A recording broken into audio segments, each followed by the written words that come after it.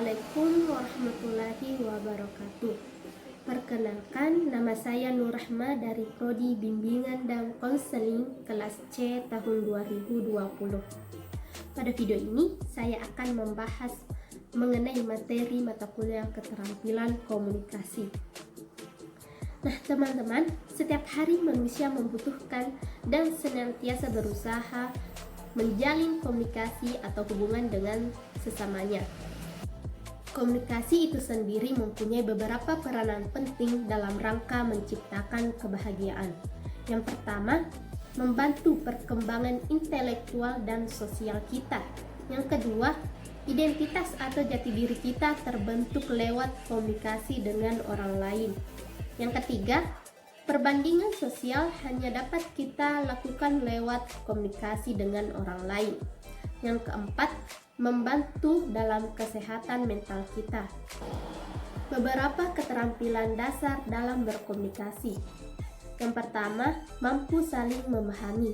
Yang kedua, mampu mengkomunikasikan antara pikiran dan perasaan. Yang ketiga, mampu saling menerima dan saling memberi dukungan atau saling menolong. Dan yang keempat, mampu memecahkan konflik dan bentuk-bentuk masalah antar pribadi yang mungkin muncul dalam komunikasi kita dengan orang lain. Nah, teman-teman, sebelum membahas lebih lanjut mengenai materi komunikasi, apa sih komunikasi itu? Komunikasi adalah tingkah laku satu orang atau lebih yang terkait dengan proses mengirim atau menerima pesan. Dalam berkomunikasi mempunyai beberapa proses, ya seperti yang terlihat pada gambar sketsa. Ada yang disebut dengan sumber atau komunikator, yaitu pemberi pesan yang mengawali pesan dengan penyampaian pikiran.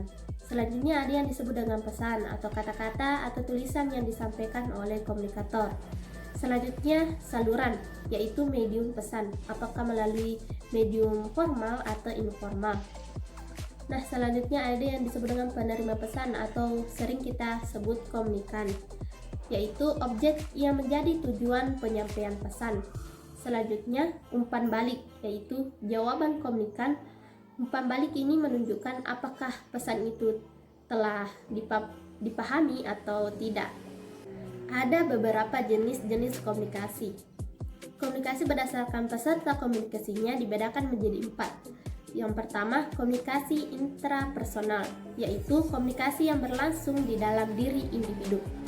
Yang kedua, komunikasi interpersonal, yaitu komunikasi yang berlangsung antara pribadi yang satu dengan pribadi yang lainnya.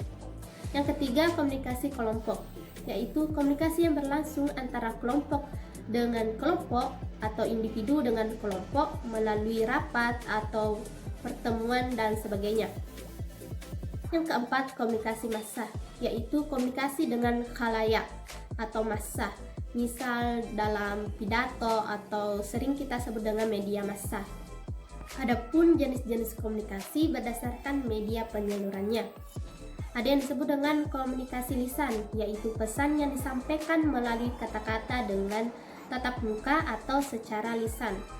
Ada yang disebut dengan komunikasi tulisan, yaitu pesan yang disampaikan melalui tulisan seperti email atau melalui pos. Kemudian ada yang disebut dengan komunikasi verbal, yaitu menggunakan lisan atau tulisan pada saat berkomunikasi. Kemudian komunikasi nonverbal, yaitu komunikasi yang menggunakan bahasa tubuh atau ekspresi wajah. Selanjutnya, tahap-tahap hubungan antar pribadi. Yang pertama, tahap perkenalan. Pada tahap ini sangat terbatas pada pertukaran informasi. Seseorang pada awal kali bertemu hanya akan mengutarakan beberapa informasi saja. Prinsipnya asal saling mengenal. Yang kedua, tahap persahabatan. Persahabatan menghendaki agar dua pihak merasa memiliki kedudukan yang sama, tidak ada yang lebih tinggi daripada yang lain. Yang ketiga, tahap keakraban. Yang keempat, tahap hubungan suami istri. Yang kelima, tahap hubungan orang tua dengan anak. Hubungan yang terlihat di antara orang tua dan anak-anak mereka dalam satu keluarga inti. Yang keenam, tahap hubungan persaudaraan. Hubungan yang dilandasi oleh perasaan cinta antara adik dengan kakak maupun anak dengan orang tua. Cinta yang menandai hubungan persaudaraan ini berlandaskan pada emosi. Selanjutnya ada yang disebut dengan self disclosure. Nah, apa sih self disclosure itu? Self disclosure adalah proses membagi informasi dan perasaan oleh seseorang kepada orang lain untuk mencapai sebuah keterbukaan. Dalam proses pembukaan diri, kita harus membangun kepercayaan, di mana kita harus mengungkapkan pikiran, mengungkapkan perasaan, mengungkapkan penerimaan atau menunjukkan penerimaan, menunjukkan dukungan, dan saling bekerja sama. Setelah membangun kepercayaan, maka timbullah sikap saling mempercayai dan dipercayai, di mana saat kita mempercayai, kita harus rela menghadapi resiko, menerima akibat-akibat menguntungkan atau merugikan yang dengan menjadikan dirinya rentan di hadapan orang lain.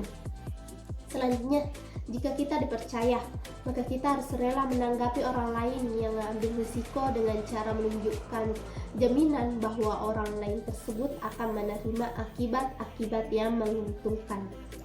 Dalam berkomunikasi terdapat beberapa hambatan yang membuat kita terkendala dalam berkomunikasi. Adapun faktor penghambat komunikasi, yang pertama, pengalaman masa lalu yang mempengaruhi sikap. Yang kedua, menutup diri terhadap informasi. Yang ketiga, penilaian terhadap pengiriman pesan.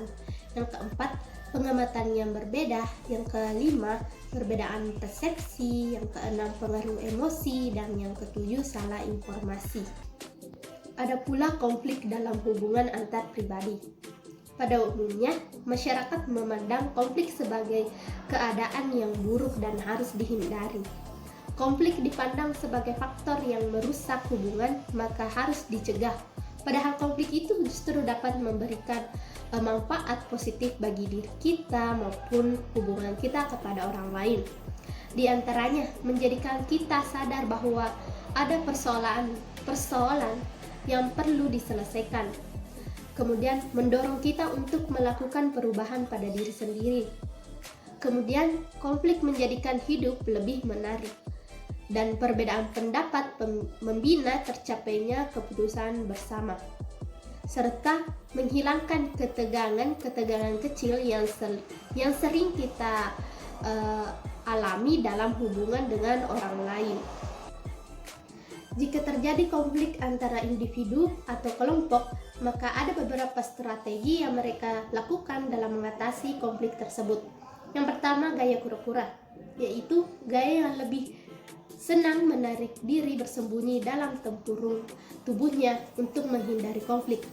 Yang kedua, gaya ikan hiu, yaitu gaya yang senang menaklukkan lawan dengan memaksa lawannya menerima solusi yang dia sodorkan. Yang ketiga, gaya kancil, yaitu mengutamakan hubungan dan kurang mementingkan tujuan pribadinya. Yang keempat, gaya rubah, yaitu senang mencari kompromi dan mementingkan kebaikan bersama. Dan yang kelima, gaya burung hantu, yaitu sangat mengutamakan tujuan pribadinya serta mengutamakan hubungannya dengan orang lain. Baginya, konflik harus dicari pemecahan masalahnya, di mana harus sejalan dengan tujuan pribadinya dan sejalan pula dengan tujuan pribadi lawannya. Itulah tadi penjelasan saya mengenai materi keterampilan komunikasi tentang hubungan antar pribadi. Mohon maaf atas segala kekurangan dalam penyampaian saya tadi. Semoga apa yang saya sampaikan dapat bermanfaat bagi kita semua. Wassalamualaikum warahmatullahi wabarakatuh.